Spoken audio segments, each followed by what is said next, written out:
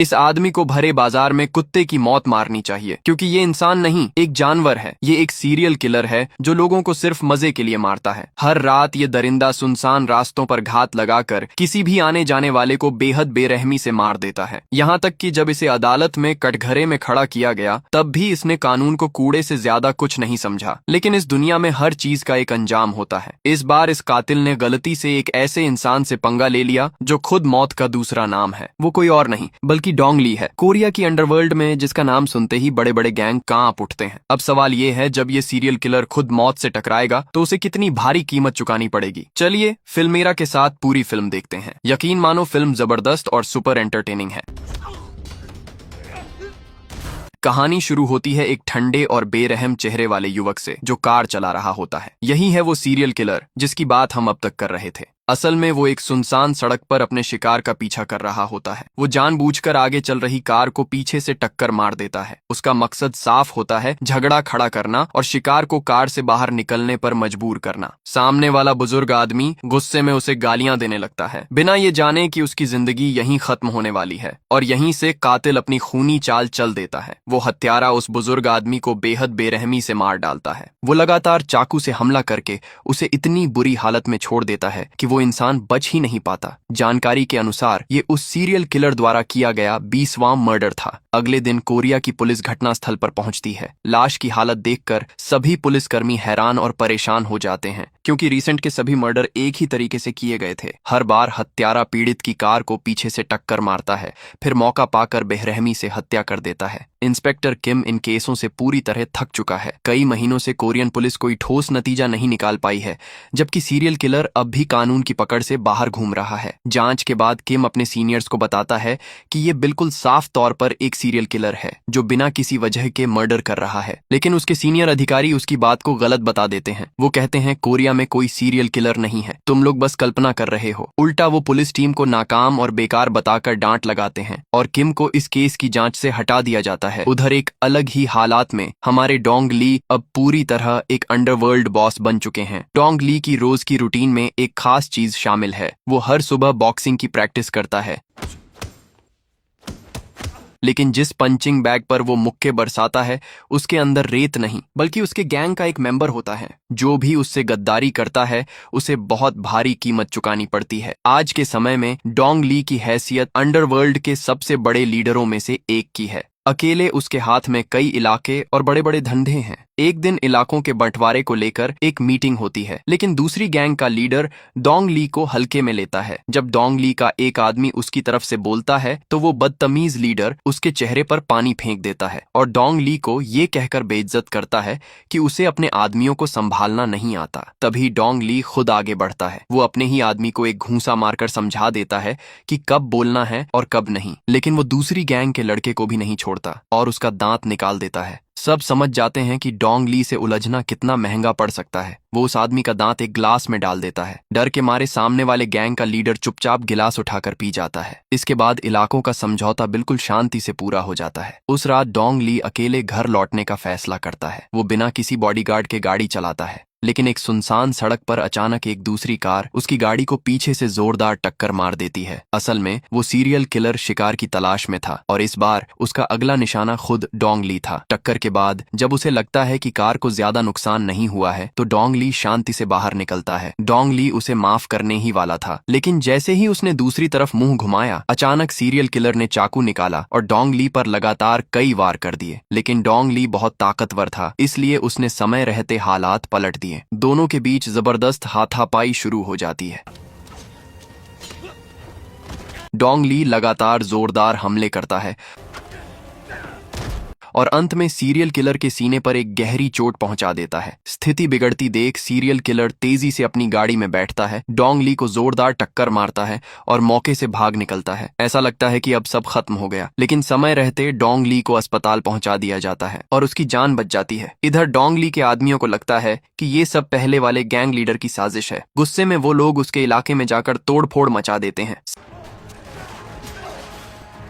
सच में ऐसे भाई पूरी तरह वफादार होते हैं। उधर सीरियल किलर की हालत काफी खराब हो जाती है। डोंग ली के वार से उसके सीने में गंभीर चोट लगी होती है। दर्द सहते हुए वो खुद ही अपने जख्मों को संभालने की कोशिश करता है। उसी समय एक बुजुर्ग आदमी गलती से वहां से गुजरता है और वो भी उस किलर का शिकार बन जाता है। अगले दिन डोंग ली की हालत काफी सुधर जाती है। वो अपने एक आदमी से कहता है कि कल का हमला उस पुराने गैंग लीडर ने नहीं करवाया, क्योंकि जिस शख्स से उसका सामना हुआ था उसकी लड़ने की स्टाइल किसी आम गुंडे जैसी नहीं थी। डोंग ली को उस आदमी के कार का नंबर याद था। वो तुरंत नंबर लिखता है और अपने आदमियों को जांच के लिए भेज देता है। जब पुलिस अफसर किम को ये खबर मिलती है कि एक अंडरवर्ल्ड डॉन पर चाकू से हमला हुआ है तो वो काफी हैरान हो जाता है। वो सीधे डोंग ली से मिलने जाता है ताकि घटना की जानकारी और बयान ले सके, लेकिन डोंग ली एक भी सुराग देने से मना कर देता है। उसका मानना है कि कोरियन पुलिस बस नाम की है, काम की नहीं। इससे किम और भी ज्यादा नाराज हो जाता है और खुद ही जांच शुरू करने का फैसला करता है। जब वो डोंग ली की कार देखता है तो पाता है कि कार का पिछला हिस्सा बुरी तरह टूटा हुआ है। यहीं से उसे पूरा यकीन हो जाता है कि ये सब किसी सीरियल किलर का ही काम है। दूसरी तरफ अंडरवर्ल्ड का डॉन होते हुए भी एक सड़क छाप गुंडे से हमला झेलना डोंग ली की इज्जत को काफी नुकसान पहुंचा चुका होता है। इतना ही नहीं, पहले वाला गैंग लीडर खुद डोंग ली के पास आकर शिकायत करता है। वो कहता है कि तुम्हारे लोगों ने मेरे इलाके में गलतफहमी में तोड़फोड़ की है, इसका हर्जाना तुम्हें देना होगा। वो डोंग ली का मजाक उड़ाते हुए कहता है, अगर मैं इतना बड़ा डॉन होता और मेरे साथ ऐसा होता तो मैं तो शर्म से खुदकुशी कर लेता। ये सुनकर डोंग ली अंदर ही अंदर उबल रहा होता है, लेकिन हालात बिगड़ने से बचाने के लिए वो खामोशी से सब सह लेता है। उधर किम अपने सीनियर अफसर से इजाजत मांगता है कि डोंग ली को हिरासत में लेकर पूछताछ की जाए। उसका मानना है कि यही एक तरीका है जिससे सीरियल किलर तक जल्दी पहुंचा जा सकता है, लेकिन उसका सीनियर इस प्रस्ताव को सीधे ठुकरा देता है, क्योंकि असल में वो चुपचाप डोंग ली के साथ गलत धंधों में शामिल है। अब किम अकेला पड़ चुका है और दूसरी तरफ सीरियल किलर अब भी खुलेआम घूम रहा है। अब सीरियल किलर फिर से रात के शिकार पर निकल चुका है। इस बार एक सुनसान सड़क पर उसका शिकार बनता है। एक ट्रक ड्राइवर अंकल जो माल लोड होने का इंतजार कर रहे होते हैं, और इस तरह एक और बेगुनाह इंसान बिना वजह मार दिया जाता है। जब किलर ट्रक के अंदर चढ़ता है तो वहां उसे एक जन्मदिन का केक पहले से रखा हुआ मिलता है। असल में वो बदकिस्मत ड्राइवर घर लौटकर अपनी बेटी का जन्मदिन मनाने वाला था, लेकिन किस्मत को कुछ और ही मंजूर था। सीरियल किलर केक खोलकर उसे बेहद बेरहमी से खाने लगता है। इसी दौरान ट्रक के अंदर एक और आदमी मौजूद होता है। किलर उसकी तरफ देखता है और चेहरे पर खौफनाक मुस्कान आ जाती है। अब उस आदमी का अंजाम क्या हुआ होगा ये तो सब समझ ही सकते हैं। किलर उसे भी मार देता है और भागते समय उसका चाकू गलती से सड़क किनारे गिर जाता है। अगले दिन डोंग ली एक महिला आर्टिस्ट से सीरियल किलर का चेहरा बनवाता है। वाकई उसकी कला कमाल की होती है। तस्वीर हाथ में लेकर डोंग ली अपने आदमियों को हर जगह छानबीन के लिए भेज देता है, लेकिन दूसरी तरफ ये अफवाह फैल चुकी होती है कि डोंग ली पर किसी ने जानलेवा हमला किया था। इसी वजह से उसकी इज्जत और रुतबा लगातार गिरता जा रहा होता है। कई बिजनेस पार्टनर उसके साथ मिलकर इन्वेस्टमेंट करने से पीछे हट जाते हैं। अगर यही हाल रहा तो डोंग ली का साम्राज्य ज्यादा दिनों तक टिक नहीं पाएगा। उसके आदमियों को सड़क किनारे वही चाकू मिल जाता है जो सीरियल किलर वारदात के बाद गिरा गया था। उस चाकू को देखकर डोंग ली का गुस्सा और भी भड़क उठता है और फिर अगले ही दिन डोंग ली और पुलिस अफसर किम एक समझौते पर पहुंचते हैं। दोनों मिलकर उस सीरियल किलर को किसी भी कीमत पर पकड़ने का फैसला करते हैं। डोंग ली सारे पुख्ता सबूत पुलिस को देने के लिए तैयार हो जाता है। अब एक तरफ है कानून और दूसरी तरफ अंडरवर्ल्ड की ताकत, और बीच में है एक दरिंदा। लेकिन एक शर्त भी होती है, जो भी पहले सीरियल किलर को पकड़ेगा उसे सजा देने का पूरा अधिकार होगा। किलर का स्केच मिलते ही किम अपने सभी साथियों को अलग अलग इलाकों में जांच के लिए भेज देता है, लेकिन सीरियल किलर पकड़े जाने से पहले ही डोंग ली एक और ज्यादा खतरनाक साजिश रच देता है। वो अपने आदमियों को सीरियल किलर का वही चाकू देता है और उसी से पहले वाले गैंग लीडर को मरवा देता है। उसका मकसद साफ होता है, एक तरफ अपना बिजनेस दुश्मन खत्म करना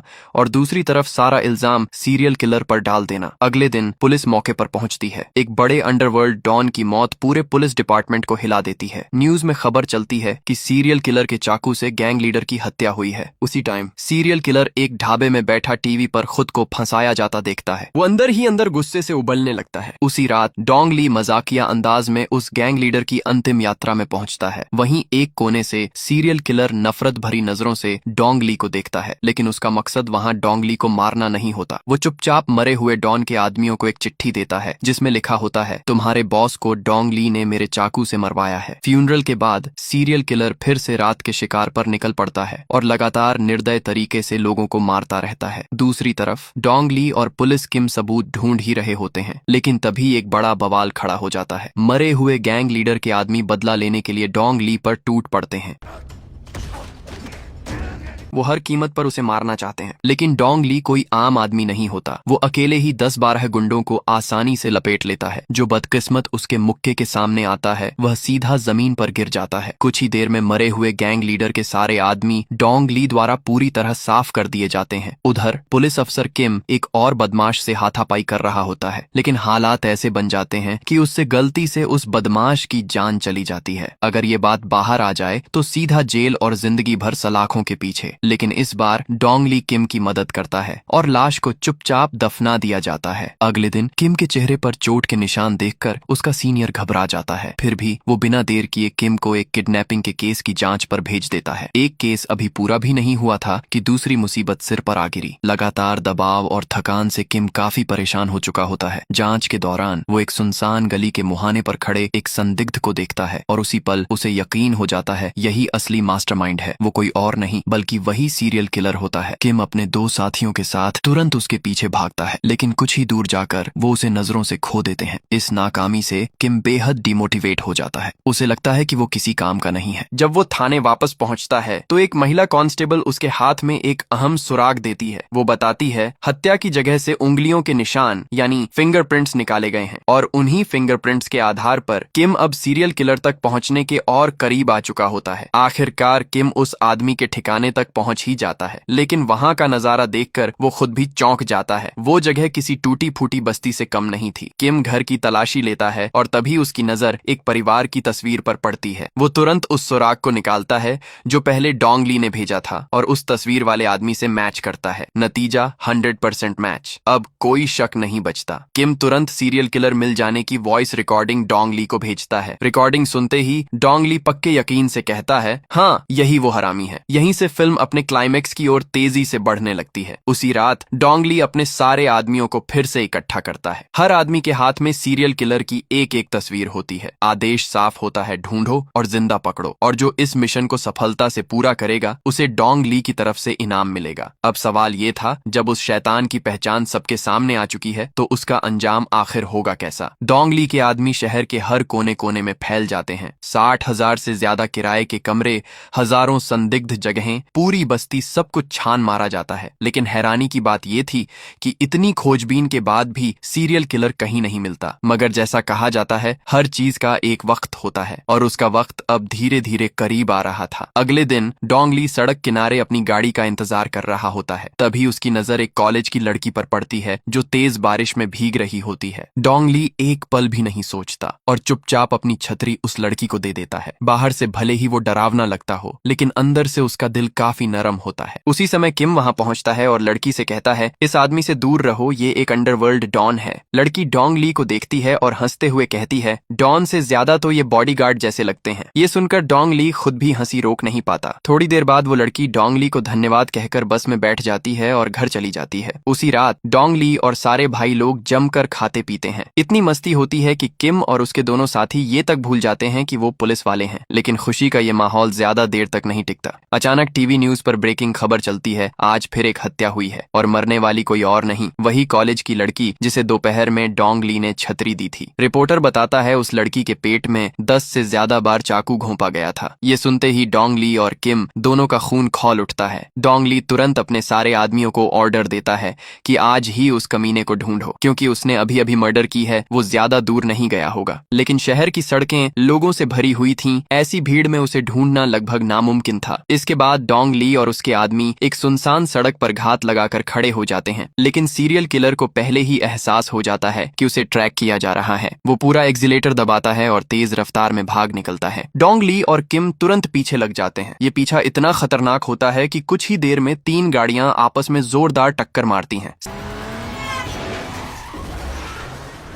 सबके सिर घूम जाते हैं, लेकिन उस अफरा तफरी के बीच सीरियल किलर फिर से भाग निकलता है। डोंग ली और किम जान की बाजी लगाकर उसके पीछे दौड़ते हैं, क्योंकि अब उसे एक और मौका देना बहुत खतरनाक था। तभी अचानक सीरियल किलर घात लगाकर डोंग ली के एक आदमी पर हमला करता है। वो आदमी मौके पर ही मारा जाता है। जब डोंग ली वहां पहुंचता है तब तक बहुत देर हो चुकी होती है। मरता हुआ आदमी आखिरी ताकत से उंगली उठाकर बताता है सीरियल किलर किस दिशा में भागा है। अब कोई रास्ता नहीं बचता। डोंग ली दांत भींचकर उस हैवान के पीछे अकेले दौड़ पड़ता है, क्योंकि अब ये सिर्फ बदला नहीं, इंसाफ का सवाल बन चुका था। उस सीरियल किलर के खून के निशान का पीछा करते हुए डोंग ली सीधे एक बियर बार में पहुंच जाता है। वो हर कमरे की जांच करता है। अंदर लोग हंस रहे होते हैं, मस्ती में डूबे होते हैं, लेकिन कुछ तो गड़बड़ लगती है। डोंग ली दोबारा ध्यान से देखता है तो पाता है एक कोने में दो लड़कियां डर के मारे रो रही हैं, और अंदर ही सीरियल किलर एक और लड़की को बंधक बनाए खड़ा है। उसे भी फील हो जाता है कि आज उसकी कुटाई होने वाली है। अगले ही पल डोंग ली दरवाजा तोड़कर अंदर घुसता है और सीधे उस किलर पर मुक्कों की बारिश कर देता है। एक भी वार खाली नहीं जाता। बिना किसी रहम के वो उसे जमीन पर गिरा देता है। किलर वहीं बेहोश हो जाता है। डोंग ली गुस्से में उसे रास्ते भर घसीटते हुए अपने अड्डे पर ले जाता है। खून उगलने के बाद भी वो हैवान हंसने की कोशिश करता है। ये देखकर डोंग ली और भी भड़क जाता है। वो सोचता है ऐसे दरिंदे जिंदा रहने के लायक नहीं है। लेकिन जब वो उसे खत्म करने ही वाला होता है तभी पुलिस ऑफिसर किम वहां पहुंच जाता है। वो डोंग ली को पीछे धक्का देता है और सीरियल किलर को गिरफ्तार कर लेता है। कुछ ही देर में खबर फैल जाती है, सीरियल किलर पकड़ा गया। पूरा देश हिल जाता है। मीडिया भी हॉस्पिटल पहुंच जाती है। किलर पूरी तरह शांत दिखता है, न डर न पछतावा। वो सारे आरोपों से इनकार कर देता है। पुलिस के पास ठोस सबूत नहीं होते, सिर्फ एक चाकू के आधार पर उसे दोषी ठहराना नामुमकिन था। किम बेबस हो जाता है। उसे भी लगता है काश डोंग ली ने उसे वहीं खत्म कर दिया होता। कोर्ट में सीरियल किलर बेफिक्र बैठा रहता है, ना गवाह ना सबूत। कानून कुछ नहीं कर पाता। वो कोर्ट में भी हंसता है, लेकिन तभी अचानक डोंग ली कोर्ट में आ जाता है। वो सारे सबूत और पूरी कहानी जज के सामने रख देता है। वो बताता है लड़ाई के दौरान उसने किलर को सीने में वार किया था। पुलिस जांच करती है और सब सच निकलता है। इसके अलावा वो एक पत्र भी दिखाता है जो सीरियल किलर ने पहले भेजा था। हैंडराइटिंग पूरी तरह मैच हो जाता है। अब किलर के पास बचने का कोई रास्ता नहीं। आखिरकार कोर्ट उसे मौत की सजा सुनाता है। वहीं डोंग ली भी कानून तोड़ने के कारण जेल जाने को तैयार हो जाता है। जब वो जेल पहुंचता है तो सारे कैदी उसे इज्जत से देखते हैं और सीरियल किलर उसे देखकर पीला पड़ जाता है, क्योंकि किम ने जानबूझकर उन्हें एक ही सेल में रखा था ताकि डोंग ली उस मासूम लड़की के लिए इंसाफ ले सके। अब डोंग ली उसके साथ क्या करेगा ये तो हम पहले से ही जानते हैं। अगर आपको ये मूवी अच्छी लगी हो तो 5 स्टार में से आप इसको कितने देंगे कमेंट में जरूर बताइएगा। हो सके तो वीडियो को हाइप जरूर करें और वीडियो को लाइक करके चैनल को सब्सक्राइब भी जरूर कर दें।